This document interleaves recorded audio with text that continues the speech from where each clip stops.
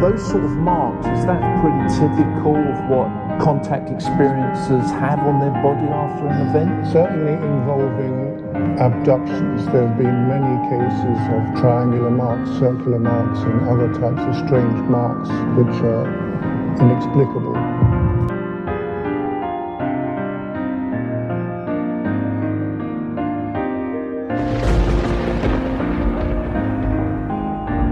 Heard it all, everything. Oh, they must have been on LSD, and people have said, I don't believe a word you say, you're nuts, you're crazy, belong in a straitjacket. And I say, well, it's part of my life, I can't deny it.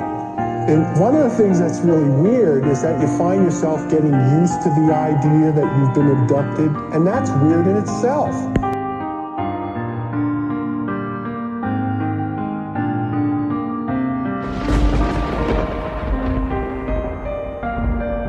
I remember as a child at night,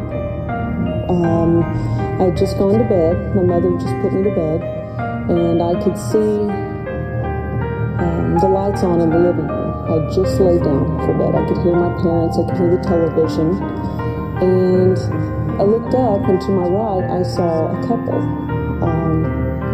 very shadowy, very dark, in my bedroom, a man and a woman, and they started walking towards me. It's very frightening. I couldn't speak. I wanted to call out to my mother. I couldn't call out to her. I was just terrified. And right about that time, she walked into the room, and it appeared that she walked directly through the two people that were standing.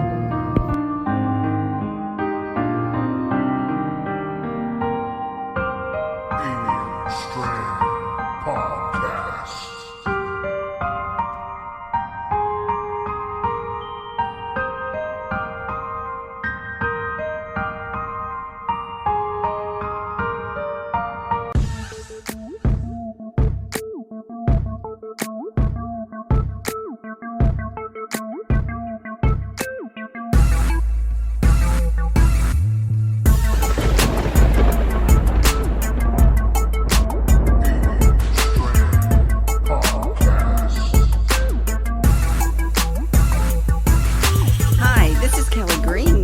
Executives, Coastal Bend, and Corpus Christi, Texas. And you're listening to the Alien Strand Podcast with Donald Ledesma. Buying or selling, visit me at kellygreenrealtor.com or visit me on my Facebook page, Kelly Green Realtor. See you there. Hi, everybody, and welcome to another episode of Alien Strand Podcast. I'm your host, Donald Ledesma, and welcome to today's show. It's going to be another good one. Yeah. So, I'm going to have another guest on today, and very nice person. He contacted me a while back, and he's from Australia, so I want you guys to know that, and it took a lot of courage for him to come on the show and just, talk about the things that he wanted to get out, right? And wants all of you to hear of what he has, right? And maybe it'll help a couple of you guys as well. But before we get started, welcome to Alien Strand Podcast. We're on 23, 24 platforms. Catch us on Tumblr, Twitter, Instagram, alienstrand.com, YouTube, and just find us everywhere, right? We're on so many platforms already that, it's kind of hard to remember all these already. But if you just Google Alien Strand Podcast, you'll find us there. Just Google it, man, and you'll see us. We're everywhere. I think we're about 7 countries already, and it's spreading everywhere. And we're just getting out there because everybody wants to hear a lot of these stories and the things that are happening to people on a daily basis that you don't get to hear every day, right? So that's what Alien Strand here is about, right? So, I have a couple of announcements to make too as well, but, I'm just glad you guys are here. It's an exciting day. And, all my friends from the United Kingdom, Australia, from here in the States, United States, listening every day, call me every day, talk to me every day. And, we talk about these things that happen every day, right? So, but I do put out a lot of content on Facebook. So if you have a chance, go on Facebook, go look at the videos that I put out there every day. I even put out a daily funny sometimes. I put out a lot of historical facts out there, because Alien Strand is not just about aliens and UFOs, and it's about Bigfoot, paranormal stuff. I throw out a lot of paranormal. I've been throwing that out recently. Bigfoot's kind of hiding right now. So, we're just kind of waiting for some more stuff to come out on Bigfoot, right? Because I'm so excited about Bigfoot too, I really love the stories on Bigfoot and everything that he's about. Sasquatch, he's not just here in the States. He's in Antarctica. Yeti, they call him up there, I believe, in Asia. So, this creature is everywhere as well. There's just different names for him as well, right? So, but that's what Alien Strand's about, right? We're about the information, right? We're trying to give you the information that you're looking for in ufology, right? And if you just get into ufology, well, welcome to ufology. Welcome to listening to Alien Strand Podcast. Here you will learn a lot about ufology and about everything. I just did one on quantum. I believe that was number 62. I did a podcast there, and that's about possibly going back in time or in the future. That's a really good podcast. And I just did one with Amanda as well, number 63, and she had an abduction story, several stories that she went through in her lifetime, right? And it's still happening today. Thank you, Amanda, for bringing your story out. It got a lot of attention out there. A lot of people were contacting me about it. And, it's just stories out there that happen to people every day, like I explained earlier. And for my next guest that I have, he's going to be coming on here in a minute. He did experience these things as well. And I think it was very important that he contacted me, and we talked for about a week and a half or so, and he's from Australia, and his name's D, and he wanted to get his story out, and that's exactly what we're doing here today. But before we get going on that, I got two announcements that I want to make here real quick. The first announcement is I am putting more stuff on YouTube, so if you have a chance, go to Alien Strand there on YouTube, throw a search button there, and hit a like and subscribe. I am going to be putting out one called Alien Strand Docs. So all it is going to be like some small clips of UFOs, a little bit of documentary, a little information, only on the weeks that we will be going slow. And the only reason I'm saying this is because my next little surprise I have for you guys is I'm happy to announce that I will be writing a book. Yes, I decided to write a book, and it's about everything that I have been studying here with Alien Strand and with you guys and sharing. I read so many articles every day, and I do so much research on everything that I think that it's best to put it in a book, so that way you can go back and reference to. So it's not just going to be a how-to or a book, but it's going to be something you can reference back to, right? And it's going to be at least 22 chapters that I'm going to throw in there for you guys. It's going to take me a little bit to write it, but I'm going to do it. I'm going to do it for you guys and for everybody out there, so you can get the information on everything that's happening out, that's just of the unknown, right? And everything that I'm going to put together is going to be for you guys.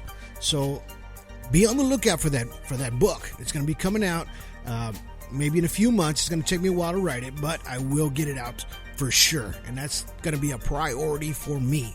Okay. And then I will be doing, after that, I'm just getting a lot of projects going. So I do have LEDZ Productions. That's LEDZ Productions. Check us out on Facebook as well. Check us out there. And, we are writing a script for the movie Eden. And that's a post-apocalyptic movie that we're writing. And we're about most of the way on the script already. We're just trying to get it all together, okay? But those are the announcements that I have for you guys that I wanted to share with all of you. So, without further ado, let's go ahead and get this story out. this is from a gentleman named D from Australia, and he contacted me, of course, and we talked about it, and he was a little hesitant about getting his story out, but I'm glad that he was able to just say, you know what, I'm going to do it. And I talked to him. It's just pre-recorded, but it's a great story. And you guys sit there and listen to this story as what he has to say. And like I say, everything that I do on Alien Strand, I put it together. I put everything together like a piece of the puzzle. So these stories are a piece of the puzzle of Amanda's stories, and are piece of puzzles from the previous stories that I had, and you'll see those come together. So let's go ahead and get this thing going now. All right, here we go. All right, so on the phone right now we have D. Are you there? Yeah. All right, well, thank you for contacting me and contacting the show.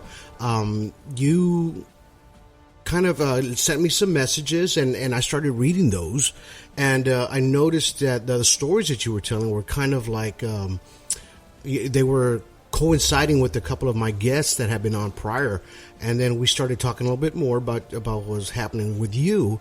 And you currently live in Australia, right? Correct? Yeah, in Perth, Australia. Actually, they say it's the most isolated city in the world. Nothing big really happens here. Nice. Well, I'm sure it's nice and quiet out there too. So let's go ahead and just start from the beginning and kind of tell our listeners today of what exactly happened to you, and what kind of alerted you to the things that were happening to you. All right. Well, I suppose I'll start from the very beginning. This was would have been back in 2006, and I would have been 11 years old at the time. Mm. And I had a sheltered childhood, not completely sheltered, but I was outside playing with friends, riding skateboards and BMX. Never on any technology or really exposed to anything supernatural or any phenomenons. Right. Yeah, and then it was just one night. I remember almost photographic memory of this whole incident. But I remember going to sleep, and my room was I had a corridor outside my room which went through the whole house, but I was at the back of the house on my own. Mm-hmm. Everyone else was at the other end, or my parents only. But I remember just waking up, to this, I don't know how to describe it, like a low frequency buzzing or humming noise. The best way to describe it actually was like the inside of my head was vibrating. Wow. Yeah, and I don't know if other people have experienced that, but it was just such a strong vibration coming from just the best place I can say is directly inside my own head. And I've woken up, but I've realised I can't move anything but my eyes. Wow. And this is all so new to me, so strange. This is nothing like this has ever happened, and I get a real bad sense, of something bad happening. Almost like terror-like, just go through my whole body. And I remember, looking upwards, and what I could see was, this, a big head with, big black eyes, and my memories try to suppress it. I know there was a body there. It was quite small because the head was quite close to mine. Mm-hmm. I can't remember, if it was wearing, clothes or not, but from the best of my memory, I don't think it was. And then it was just sheer shock, you know. I just thought, this is a nightmare. This is terrifying. I try to look and scream and move. I can't. And I looked over to my door, you know, where my door was next to this hallway, and then my door was closed, but there was two more standing there, you know. Wow. The big black, big round heads, the big black eyes, you know. Now I'd say almond shaped, but at the time I didn't even know how to describe them. Just, you know, the slants in the eyes, so sinister looking. That's how I found them. It was absolutely terrifying. Could you see the actually like the color of their skin, or just kind of look like a silhouette? No, I could see them like as if they were real or humanoids or humans, like in my, like real people in my room. They were grey, 100% grey. Wow. Like a going towards like a darkish grey, not completely dark, but you know, definitely grey in colour. And I remember I had a clock on my bedside table, and I believe it was about, you know, somewhere around 2 a.m. when this was all going on. I had a bedside clock, you know, it glowed green with normal time, you know, digital time on it, and it was around 2 or something when this was happening. Wow. And then I remember just waking up, not paralyzed anymore. These beings were gone, and my father was walking past the hallway. You know, you got to get up ready for school soon, you know. And I'd only recently remembered this. I remember looking at the clock, and it was about 5:30 in the morning, and I just couldn't wrap my head around it at all. Wow. And that usually happens to, like I was talking about before, a lot of people. Let me ask you something real quick. Let's go back just a second. So when you heard that low frequency, was it audible, or was it just something that the tone was so low that you couldn't really hear it with your ear? It was just kind of rumbling. Is that what you were getting? Yeah, it was. I couldn't hear anything else but this vibrating sort of sensation, which was coming. It felt like directly inside my own head. Yeah. Wow. I'd definitely drowned out all other noise. And then you had some sort of sleep paralysis in a sense, right? So and like you were just kind of you were just locked down. You couldn't move, but you could move your eyes, correct? Yeah, I could. That's the only thing I could move, and I'd seen these three things that at the time I couldn't even describe what they were. I'd never seen anything of the light. You know, being a sheltered kid, you know, just always outside and playing. I never had any interest in supernatural or anything, so I didn't even know what I was really looking at. And do you guys like live in an urban style or like a sort of countryish style out there? We were in the suburbs, on the outskirts of the city. Like you wouldn't call it directly in the city. We're quiet on the outside. There's all rural bushland around, just behind the suburb. Yeah. Okay. Well, that makes sense too.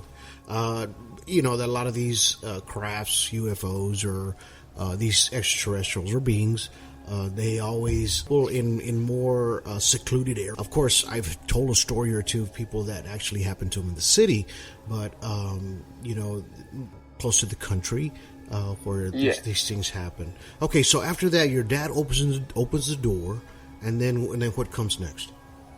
And there's a door like nothing, and just keeps walking down the hallway till he's to the living room. You know, to start his morning, and you know, sort of to start my day and have school. You know, and then I just try to put it off as just a vivid nightmare. Like you know, that was the weirdest thing that ever happened to me. You know, I didn't know how to explain it at the time. Right. And I remember trying to do some research, and I had this thing called sleep paralysis for the first time, and I almost 100% convinced myself that, I had a bout of sleep paralysis, where there's an old witch sitting on their chest, or there's so many different types, that people are saying. Right. Yeah, but the only different thing about that, D, is that you're 11. A lot of these, at the time when it happened, right? So a lot of these sleep paralysis, it has a lot to do with fatigue, tiredness, stress.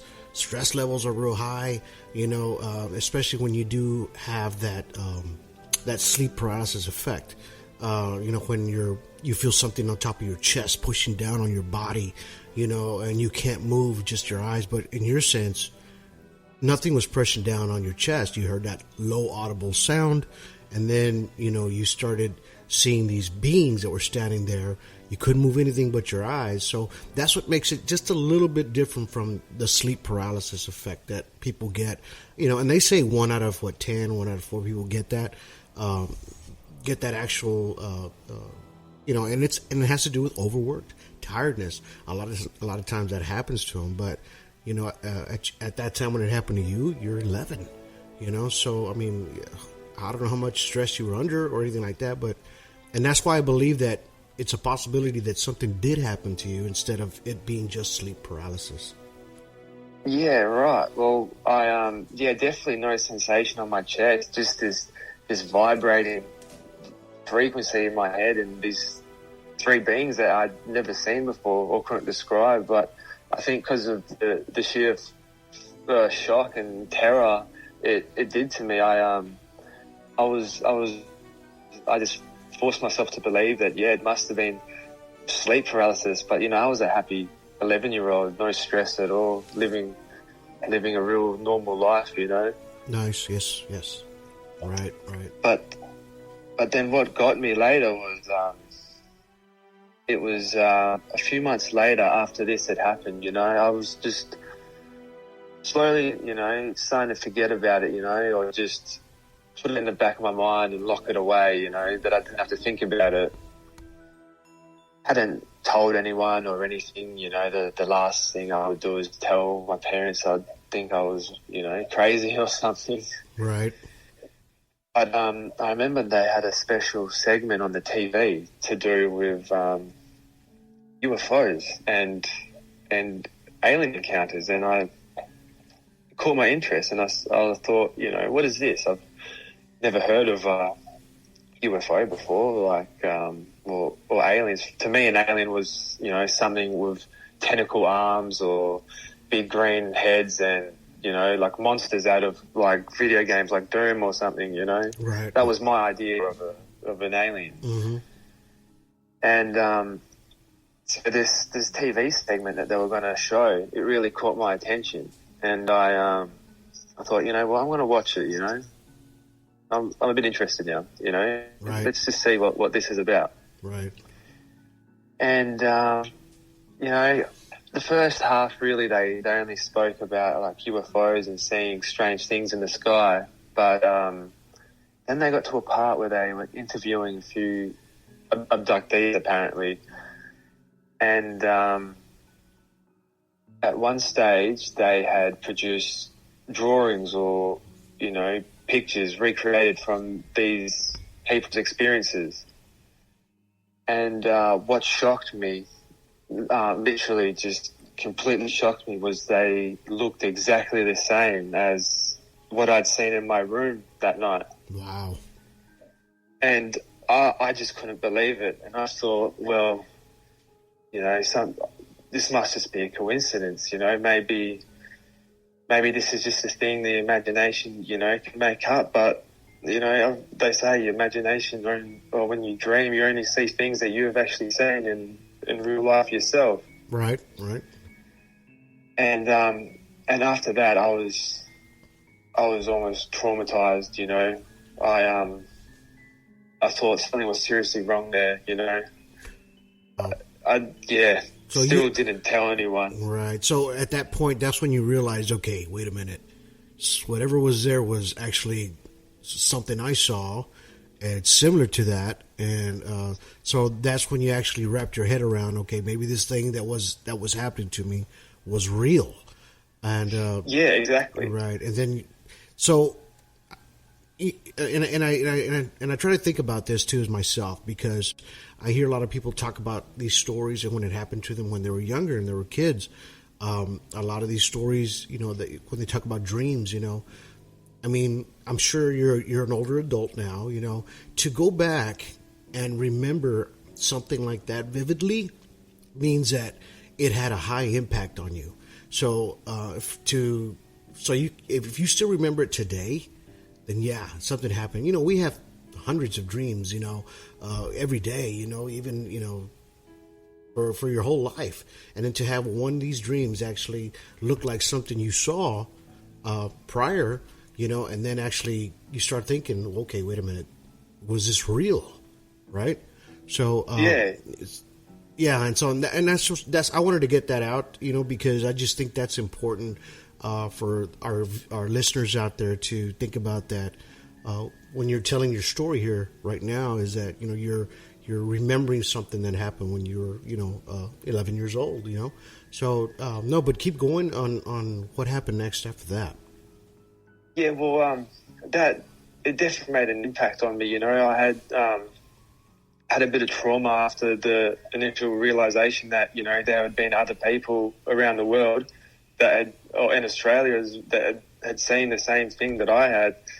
And I started to think, you know, well, maybe I'm not alone here. This is something pretty scary. But I still couldn't bring myself to, you know, tell my parents or anything like that. I just, you know, I thought I'd be labelled crazy or something like that, you know. Right. I tried to repress it as much as I could. Right. And in time I did, you know. I had put it at the back of my mind quite deep that I wouldn't, you know, think about it for a long time. And from time to time I'd remember it, you know. I had a couple, maybe a year or two after that where it was kind of scary going to bed because I was worried that this thing might happen again. But it never did at that point. Thankfully. Well, yeah. I think I was too young to comprehend and deal with it again. Right. But then jump 6 years into 2012. I was 17 at this point. And I actually witnessed my first UFO. And to me, that was just incredible. Wow. to see this. Wow.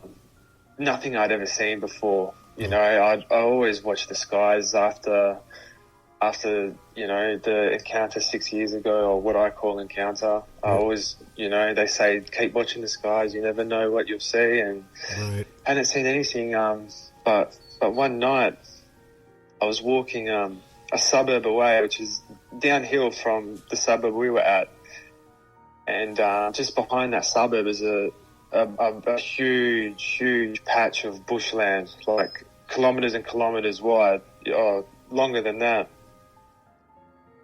And I'm with a good friend of mine. It was my best friend at the time. And suddenly in the sky, we seen a red light slowly floating down from the sky.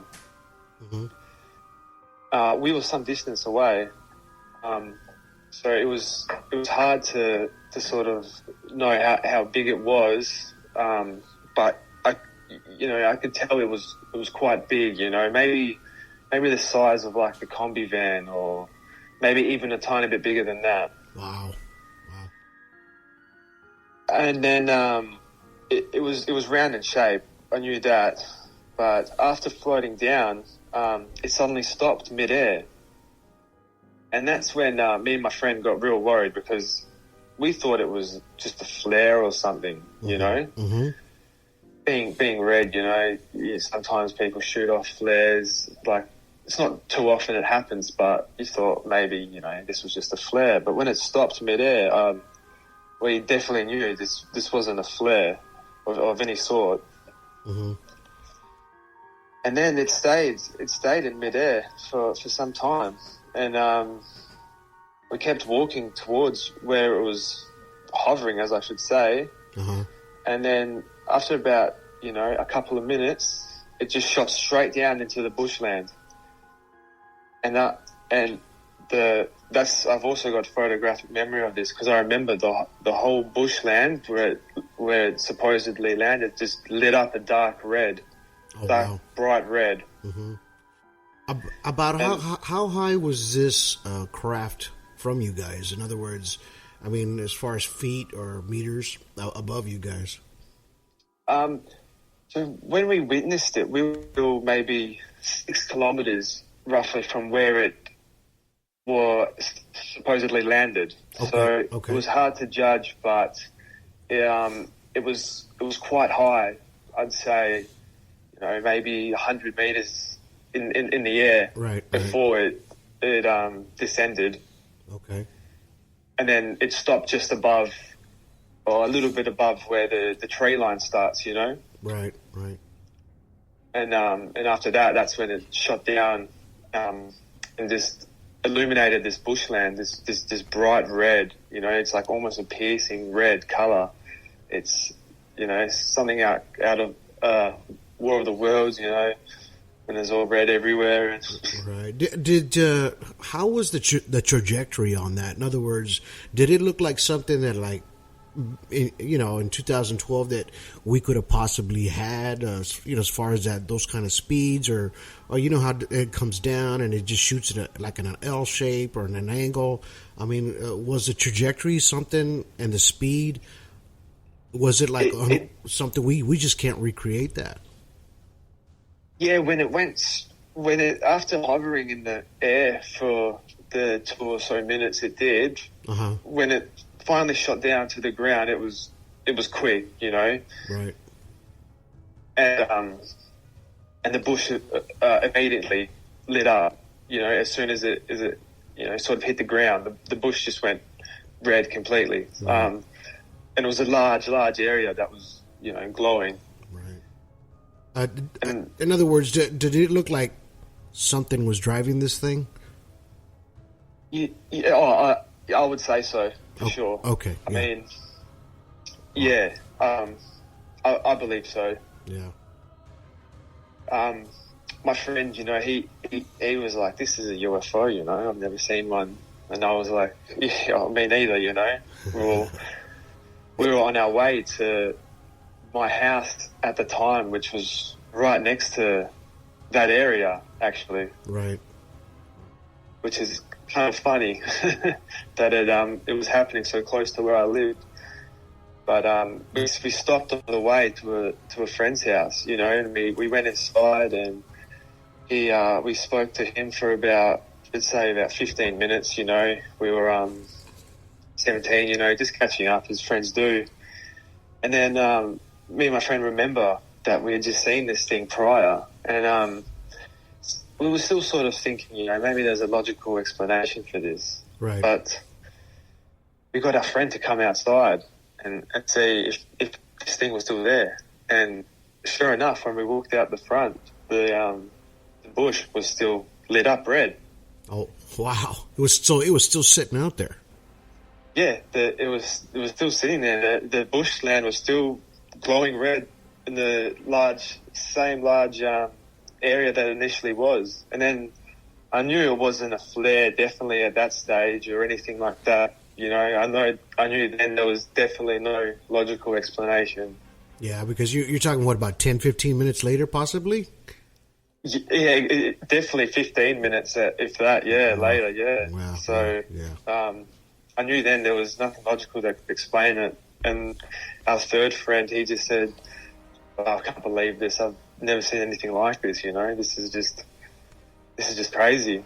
And me and my other friend were like, well, you know what? We're going to walk to go to my house, But if we get there and this is still going on, let's go and investigate, Right.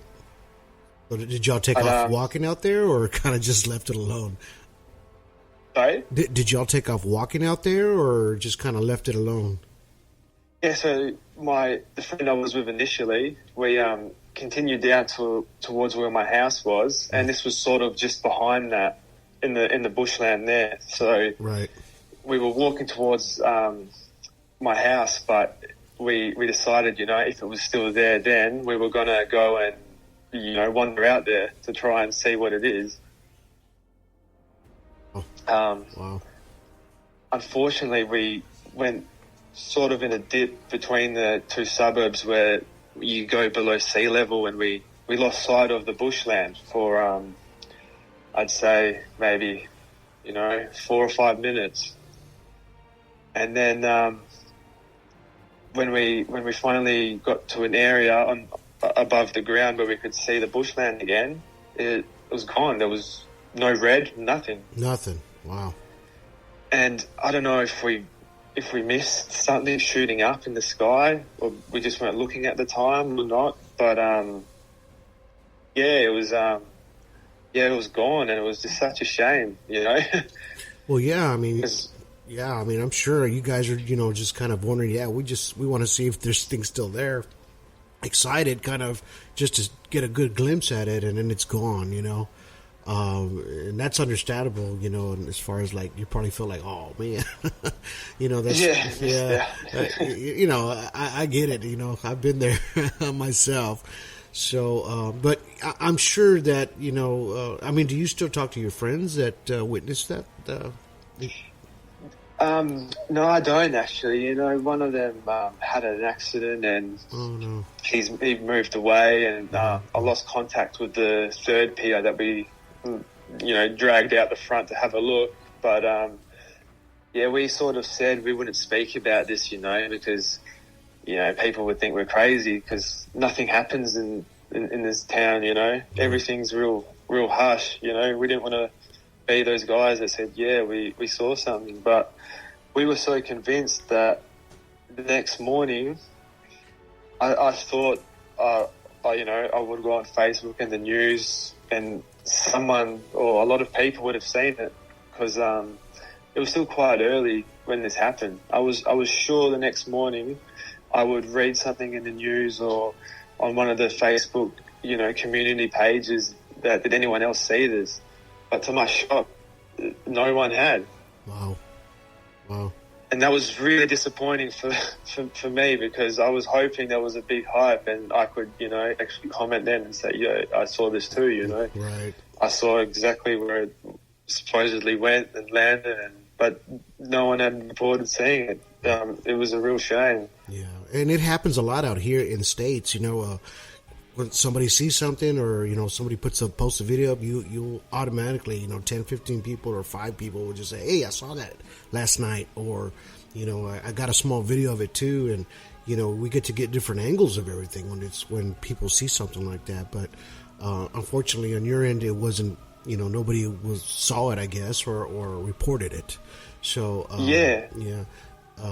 so has anything else happened, to you after that?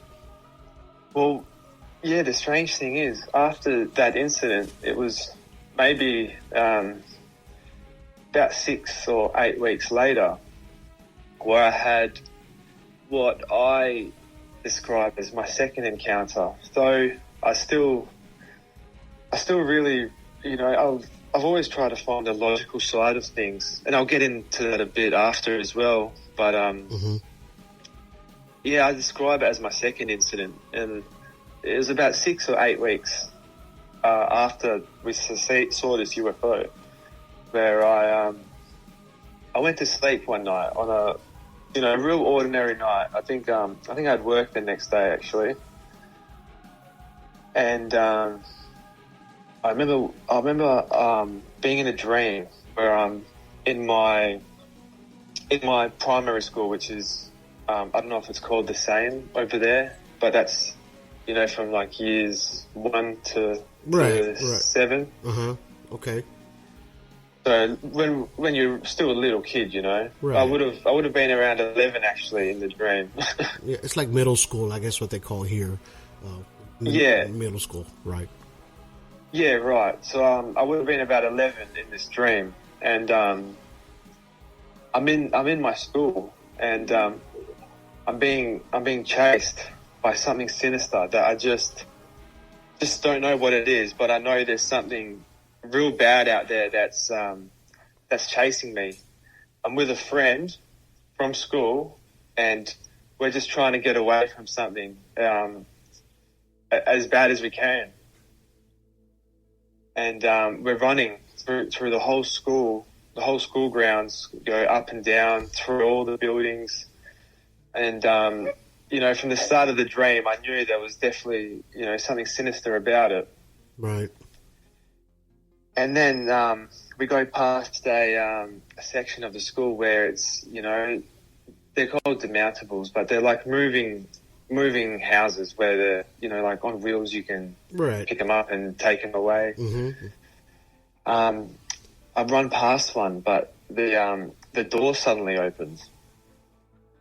And my friend that I was with, he, takes off, he keeps running. But I just had this compulsion to just stop running and just stare at this door that was opening to one of these buildings. And out of the doorway is this bright blue, white, almost blinding light, Mm-hmm. And out of the doorway steps out one of those greys, as I knew now to call them, exactly the same as I'd seen in that first encounter when I was 11. And he just sort of, or he or it, sort of puts its hand out towards me, just still standing there stationary. Uh-huh. And I just had this compulsion just to walk towards it, which is exactly what I did. And I'm walking slowly, I've still got this almost photographic memory of this. And I stick my hand out, and as our hands or fingers touch, I suddenly wake up in my bed, but paralyzed. Wow. Can only move my eyes, nothing else. I don't see anything else in the room at this stage. I don't feel anything sinister, mm-hmm. but I'm remembering exactly what happened in this dream.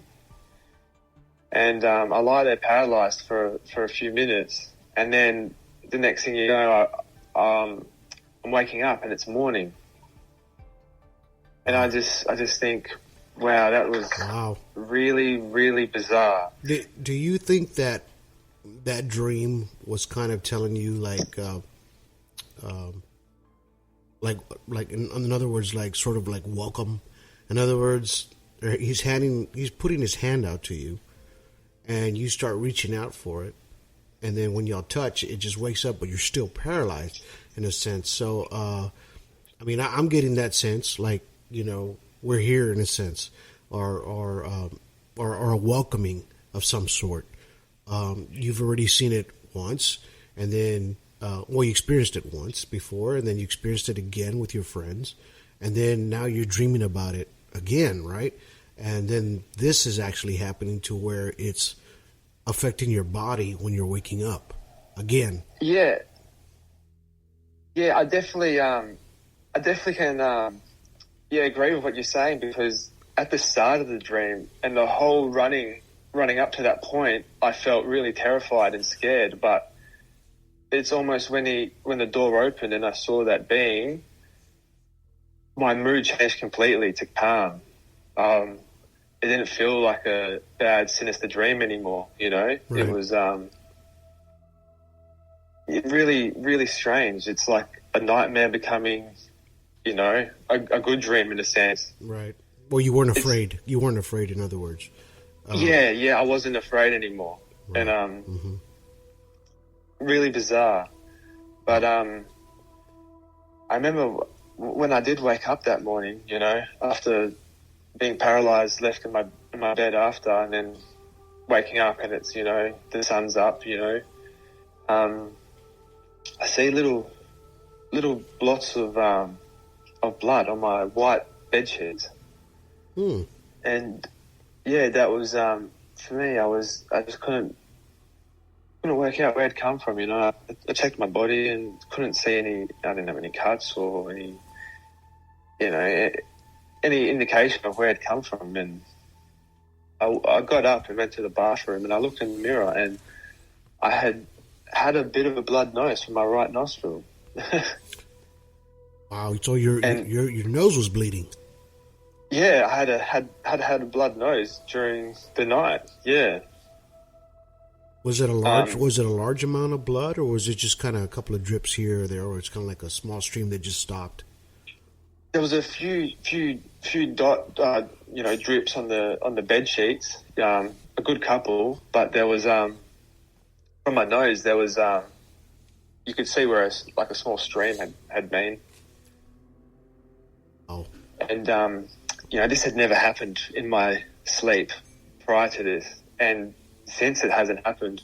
And I've always, I've always believed in, coincidences, and I've always tried to say, it was just a coincidence I had a blood nose that night when I had this dream. But it just seems almost, too good to be true to have this, weird, bizarre dream where I had this backwards paralysis compared to the first encounter. And then I had this, blood nose as well. It just seems so strange. Like, is it a coincidence or, is it not, Right. I think you heard the podcast before this one with Amanda, correct? You heard that one? Yeah. Okay, so it's got some similarities to it. Your story too. I mean, not the same story, but as far as like being introduced to it. So she was introduced to it as a child, right? And then she started experiencing it even more and more as the years progressed, for her. And she's still young too, like yourself, but she ended up experiencing a lot of things and still experiencing things that she's trying to wrap herself around what's happening, right? And it's starting to manifest itself into different things. So, but in your case, it seems to be the manifestation of the whole thing seems to be still extraterrestrial. In other words, the gray, the alien, the beings that you're seeing, the paralysis that you're going through, and then now you wake up this time and now you have physical evidence instead of because with sleep paralysis, if nobody's watching you having this. Or actually seeing this happen to you, you really don't have any evidence, right? As far as something happening to you, only what you're feeling inside as you as a person, right? But when you actually wake up and then you have blood in your nose and you wake up, it's like, okay, wait a minute, this thing just touched my hand. I just woke up and I'm still here paralyzed, and then all of a sudden I have blood coming out of my nose. What's going on, right? And I'm sure that's going through your mind as well as what she's experienced the same way, correct?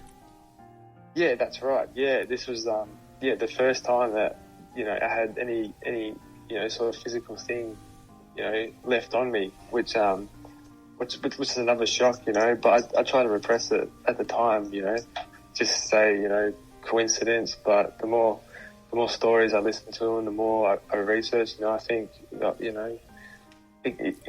can it be a coincidence or, it just, I'm starting to believe that, maybe it wasn't, Well, yeah, and you try to wrap yourself around it too. I mean, if it's like what you're doing here today is going to help a lot of people too, right? Just like what she did, because you're explaining yourself of what happened, A lot of people can't do that. Why? Because you said it yourself earlier.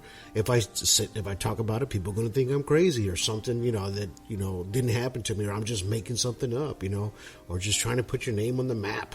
You're not trying to do that. You're just trying to figure out, okay, what happened to me, and it's happening, and it happened to these people that were on this podcast on Alien Strand, and thank you for calling me, and giving us this story, because it actually, the puzzle does fit, and it fits your criteria. In other words, what happened to them, it happened to you, and we're talking different parts of the world. So we're just not looking at one geolocation, right? Just one place. We're looking at different places that the same thing's happening. So, I do believe that, something did happen to you, and it has affected you to where you remember and you still can't get it out of your mind. In other words, now, do you still dream about this, or do you kind of like every once in a while, or something comes up, or do you get a memory here or there that just kind of springs on you? You know what? I don't get any dreams about it at all, and I've always been into my meditation, well, really for the past 3 or 4 years, but no, nothing's coming back about it at all. And I had a few bouts of sleep paralysis where I think it happened again, where 3 nights in a row I was waking up paralyzed with this humming, vibrating sound in my head, but I could force myself to move before anything happened, but it felt as if something was just about to walk through my door every time. And, and it would scare the hell out of me when that was happening. And I even went to see a doctor who was quite skeptical about sleep paralysis and all that, and he said, you know what, maybe you've got narcolepsy, we'll do a sleep test, and it all came back normal. But after that, the sleep paralysis or the paralyzing, it didn't happen. But I haven't had anything pop up about the past encounters, no. Now, let me ask you this question. Do most people, when they experience an actual sighting, a close encounter of the first kind, second kind, you got first, second, and I believe you got third. But when people experience those kind of sightings, have you kind of been seeing more of those sightings as time goes on? As you look up in the sky, you see things just kind of go by quickly. You're starting to catch these extraterrestrials, these crafts actually, a little more often than you normally do.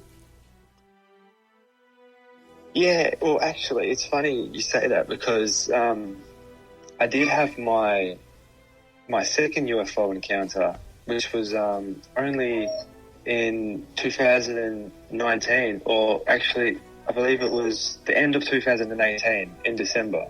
Wow. And I may have mentioned it briefly in the first message I sent you, but I was fishing one night on a big rock wall in the Indian Ocean, mm-hmm. and I'd started at around 6 p.m. and it was a slow night. I hadn't caught too many fish. I was probably only going to go to about 3 and then pack it in and go home and have a good night's sleep. But I suddenly realised I saw three red lights appear on the horizon, but they appeared one at a time. So mm-hmm. At first there was just one, and then next thing you know, I could see a second one, and then as soon as you know it, there's a third one, and they're as far on the horizon as I can see. So far out to see in the Indian Ocean. There's no land out there, just ocean.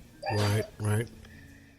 And at first they're all, it's like they're dancing together. They're just flying erratically, up and down, side to side. And then at that point I knew this was, definitely unexplainable. Even more unexplainable and unlogical to the first sighting I had, Wow. But what got me was they were the exact same color, that this white, red, blinding light almost.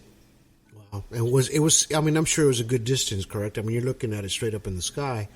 How long did this episode last, as far as the UFOs kind of dancing in the sky?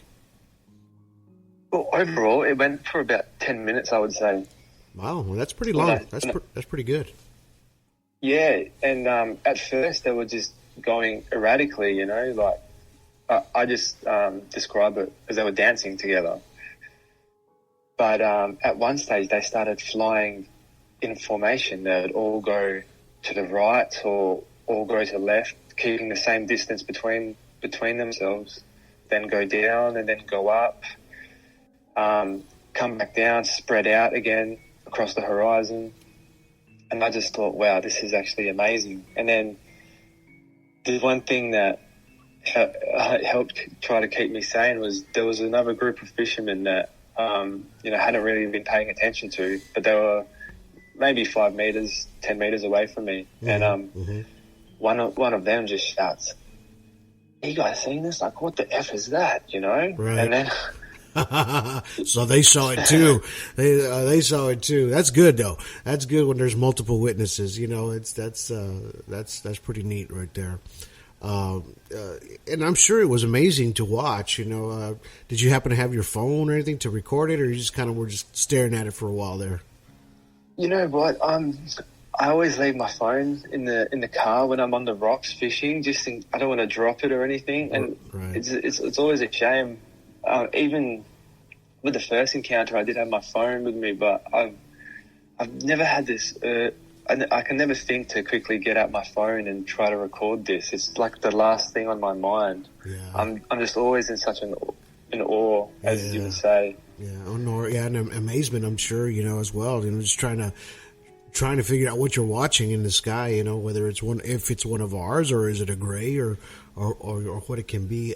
Now, is any of your family ever talked about any of these things before, or anybody in your family line kind of talked about seeing anything like that, or stories that you've heard, or anybody in your area that has talked about anything like that? No one in my family has at all, ever, and I've been afraid to bring it up because I've just, I think they would just think I'm crazy or something. It's just, this is only something I really only told my partner, Right, and right. As you know, she's very skeptical. Right. Yeah. We talked about that the other night. And I believe that these things are possibly visiting you, or they're watching you for some reason. And I believe you might have made contact with these things prior, and not even remember that you did. And that's why when you woke up the first time and, in the middle of the night and you saw these beings standing there. Now, let me go back just to that real quick. Did they kind of try to speak to you telepathically, or they were just kind of standing there staring at you? Is that did you get anything out of that? No, that's the thing. Yeah, I hear like they can communicate telepathically with people, but I didn't. Unfortunately, I didn't experience that, which I'm not sure why. Maybe I wasn't ready, or maybe just in my state of shitnik that I just blocked it out. I could still hear that vibrating sound in my head that was sort of drowning out any other sound. So, and I can only imagine. I mean, I've seen a few crafts, in my lifetime already. So, I mean, I'm a true believer, of course, of these extraterrestrials and these crafts that are out there, because I've seen them, and seeing is believing too. Not just listening to these stories and watching them on YouTube or whatever, or however you watch videos, or Facebook, but there's a lot of things that that we can't see with the naked eye. A lot of times they have to use these spectrum analyzers in order to see these things, because we just can't see them. Their heat source is different, and they have these electronic magnetic fields that a lot of times our eye can't see either. So, the other day I posted a video on Facebook. I think it was last week. I was out there working.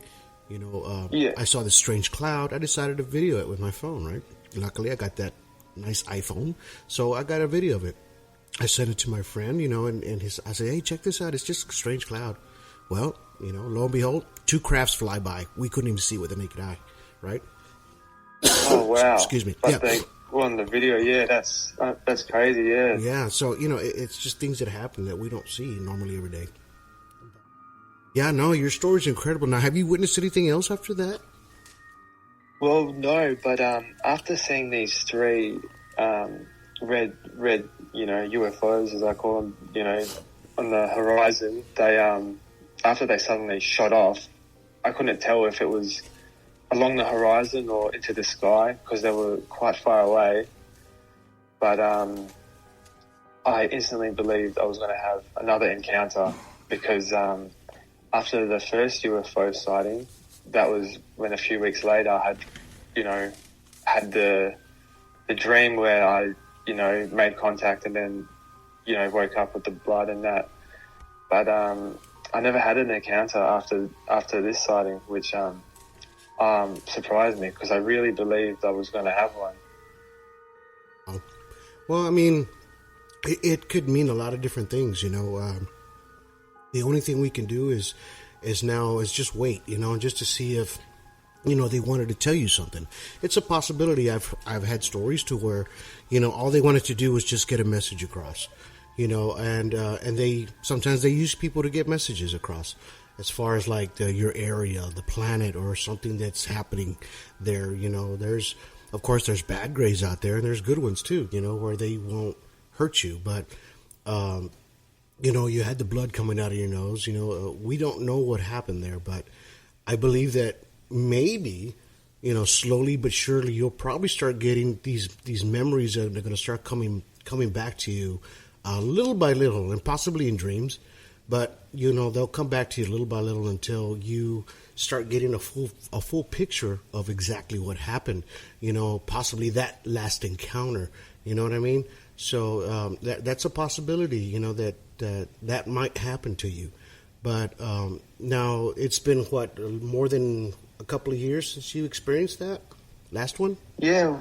Well, it's been just about 2 years since that last UFO encounter, and I sort of put everything on the back burner and tried not to think about it anymore. I got busy with life, with my son and all that. But I got diagnosed with sort of like a terminal illness, but it's got a good prognosis. Okay. But okay.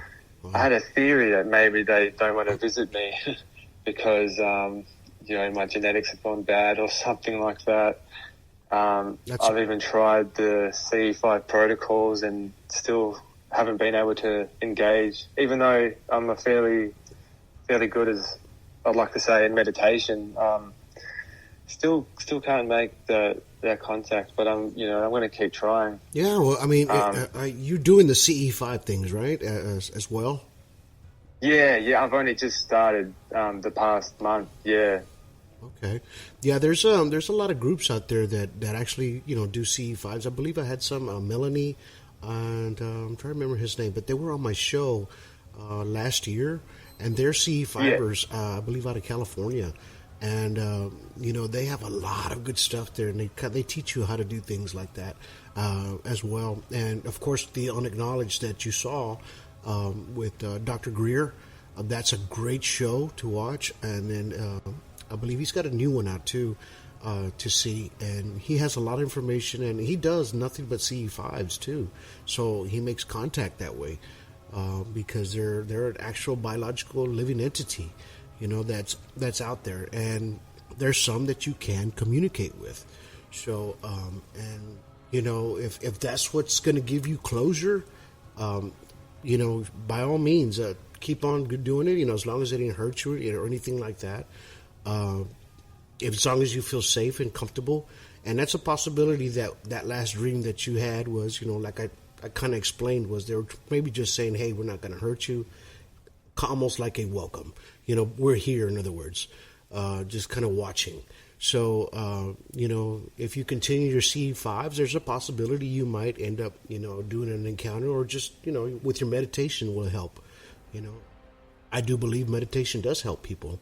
It kind of strengthens your inner aura, and gives you more strength as far as gives you guidance and light, you know what I mean? So it helps you communicate with not just these extraterrestrials we want to communicate with, but you kind of make contact with the actual everything that's around you. In other words, you start, you know what I mean? You're starting to feel things around you a little bit better, and you start feeling better. Yeah. You start feeling better yourself. So continue on doing that, Dee. And I just want to say thank you for being on the show today.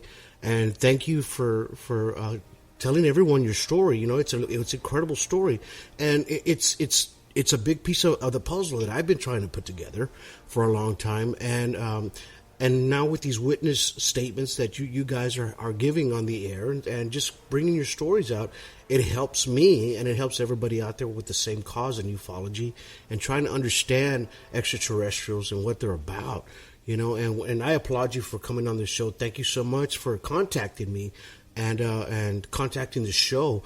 And, I wanted to get you on the show, right away because I thought that your story was very incredible. And it coincides with Amanda's story as well, thank you so much for being on the show, D. No, thank you, Donald. I really appreciate it. When I first sent you the message on the Facebook page, I really didn't think my story would be interesting enough to be offered a chance to come on the show and talk. But I was quite surprised when you asked me to, and I felt quite flattered. It was. Oh yeah, you gave me a nice opportunity to get my story out. Yeah, and I'm glad you did, and I'm so glad you did, and I know you're out there in the middle of nowhere, but you know what, we're still keeping an eye out, and we're going to keep an eye out for you, and if anything else comes up or happens later or something, and if you want to come back on the show, and tell some more of your story, we'll be glad to have you on, brother. And like I said, we're all here. On the same page, and we're trying to find out the same answers all together.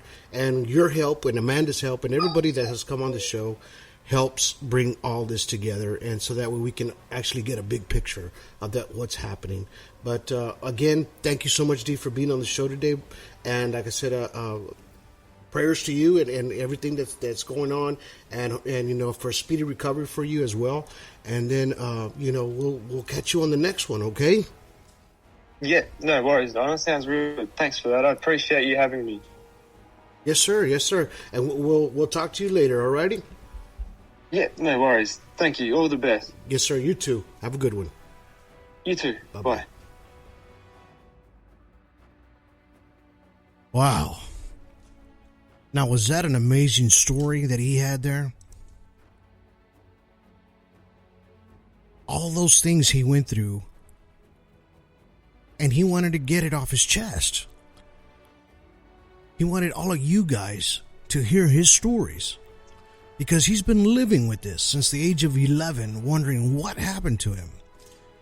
Going through all these effects, sleep paralysis, witnessing these shadow figures in his room, knowing what they were. He also witnessed to UFOs, not just by himself, but with friends. And the dream that he had of actually seeing a gray gray and actually touching its hand, right? And when that happened, he woke up right away, but with a bloody nose. Now, did something happen to him? Was he abducted at that point? He doesn't remember. But I'm glad he came on the show, and I'm glad he gave his experiences to you guys, so that way everybody can understand that he's not the only one out there. We have Amanda out there too, right?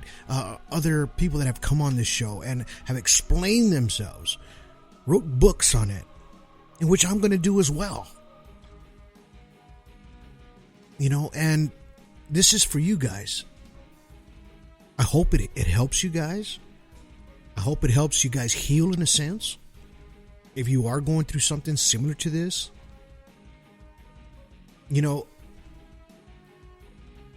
I do have a podcast on sleep paralysis, and that's number 49. If you have a chance, check that out. And that's going to give an in-depth look back on what's happening to you during sleep paralysis. And I dissect that happens to you when you're in between REM sleep. Right? So go back, check out that podcast. They say at least 4 out of 10 people get sleep paralysis.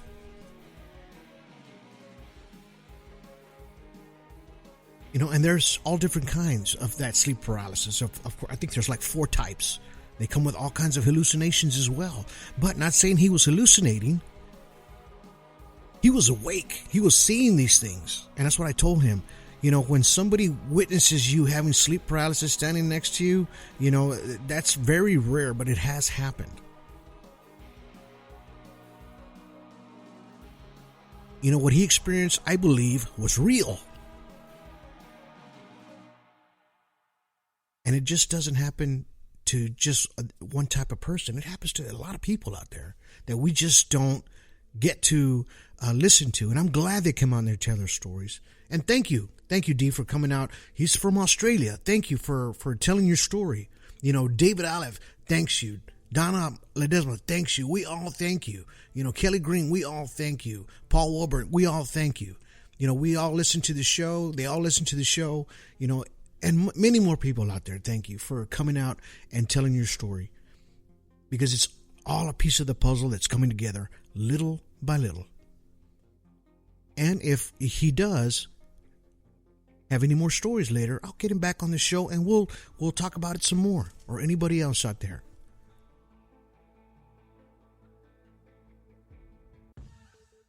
It's been my pleasure to bring this content out to you guys. And I think it's so important that it's out there. And I dissect a lot of these things that are happening to people because I'm trying to put it together and I hope it helps them. And I think there's a lot of these things that are happening to them, and the way I explain it to them helps them in a sense and gives them a little bit of peace, an inner peace. And that's what we do here at Alien Strand. This was a great podcast. And you can catch us on 24 platforms: Tumblr, Twitter, Facebook, Instagram, and alienstrand.com. Catch us on YouTube as well. I'll be throwing out some new stuff out there for you guys. Alien Strand docs, little stories, while I'm writing the book. So the podcast might slow down a little bit, but I'm still going to get the information out there to you one way or another, okay? Don't forget to catch Let's Productions on Facebook. Catch us there too. Everything we do here at Alien Strand, for ufology, for everybody, we all appreciate each and every one of you. If you can, download the Alien Strand app. It's free. It's on the Google Play. Download it there. Sign in. And every time there's a live podcast, you can interact with me just like all these people did with me today. Thank you guys for doing that. I really appreciate you. But until then, you guys have yourselves a good day.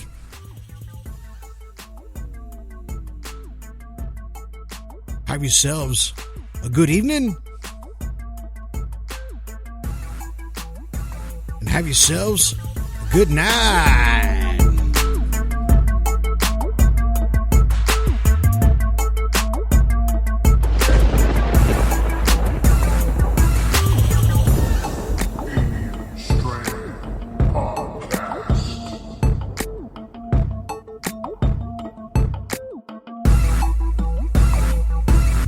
What's up, guys? This is Mike Beavers from The Theory, and you are listening to Alien Strand Podcast, the dopest UFO alien podcast out there. And if you want to find out about me, just go on YouTube and search UFOs over U of O or The Theory with Mike Beavers. Stay tuned, guys.